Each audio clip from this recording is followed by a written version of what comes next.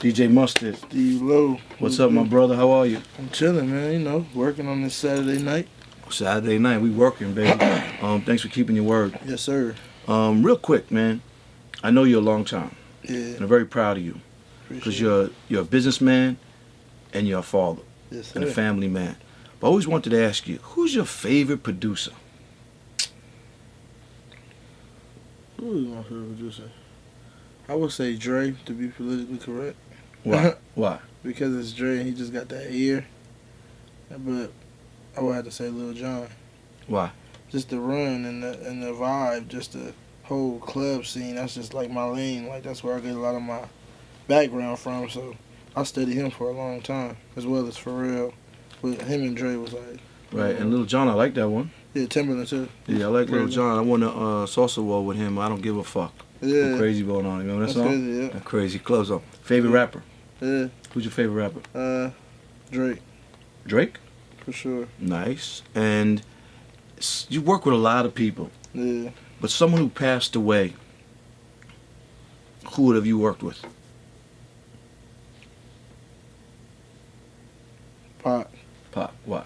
Because he was just an outlaw. He just was whatever. Like he was just, he wasn't afraid to say what he had to say, and he just expressed it all on the music, like all in the music. So I just felt like it would have been like a good collaboration.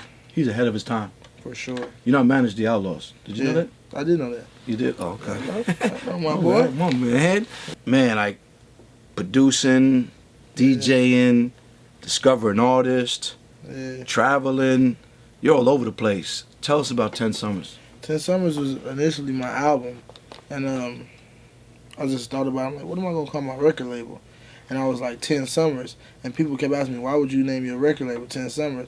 And I was like, because anybody that I'm dealing with, it wouldn't be just 10 Summers for me. It's your 10 Summers, his 10 Summers, the next 10 Summers. So when you get in the game, you starting your 10 Summers. You know what I'm saying? Like, this is a start for you to start your 10 Summers. So when you sign to me, this is the one summer that you get to start your 10 Summers. And that's only 10 Summers at the least. I'm not pigeonholing saying we gonna only be in for 10 Summers and then stop.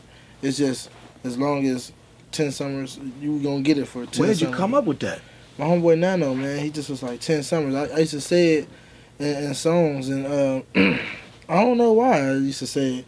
And I used to be like, we gonna have it for the next 10 Summers. Wow. And so all the artists come out in the summer? Yeah, so That's no, it's just like they summer. So if you sign to me in September, that summer, that's gonna be your first summer. I like that. And then your summer after that and the summer after that. You can do it whenever you want, but you know, it's a summer thing. Tell us about the artist. We got Royce right now, that's the official. And he's like coming straight from Seattle, hard, real like rapper. Me and YG got RJ together, more so RJ signed to YG, but I'm working too as a part of his project. And that's it for right now, man. I'm trying to focus on one person. What made you go to Seattle? Because I think the last artist that came out of it might have been Sir Mix-a-Lot. Yeah, Macklemore. Oh, yeah, well, you know. I mean, yeah, well, you know, like, I was my little brother Reem's cousin. So when I met him, I was just like, yo, if I ever get a chance or ever get in a position to where I can sign you, I'm going to do it. And kept your word. Yeah. You always keep your word. It's so funny, like, you could have put out your album, but you decided not to. Yeah. It's always about giving back and helping other people. That's how you always been. Yeah, because I put out a mixtape last year. It was called 10 Summers, but it was supposed to be a real album, but we gave it out for free. Did a partnership with Google Play.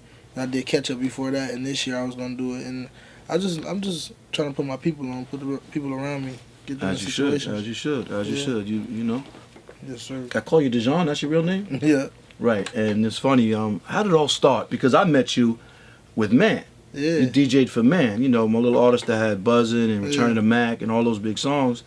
From West LA, baby. Yeah. How did it start for you? I mean, I was always DJing in clubs and stuff like that, and I met Man and started DJing for Man, and then I met YG somehow, and me and YG just started working. We started working. I'm making beats for YG.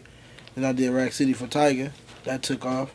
And then this whole time, my boy was YG, and I was giving everybody hits, but we couldn't get one of our own. Right. So finally, we came with my nigga just last year, and I always told YG, like, yo, when it's time, it's gonna happen. It's nothing to be forced.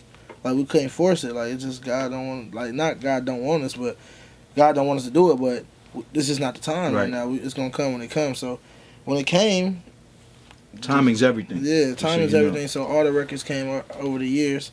It's probably like my third year, like really, you know what I'm saying, going hard.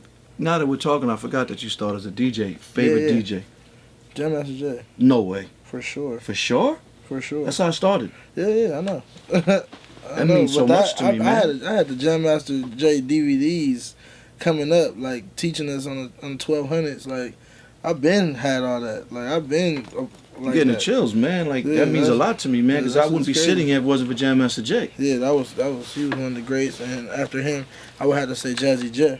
Wow. But them two for sure. Wow, like, man. Salute, Jam Master Jay, man. Rest in peace to my mentor, my brother. It's been 12 years.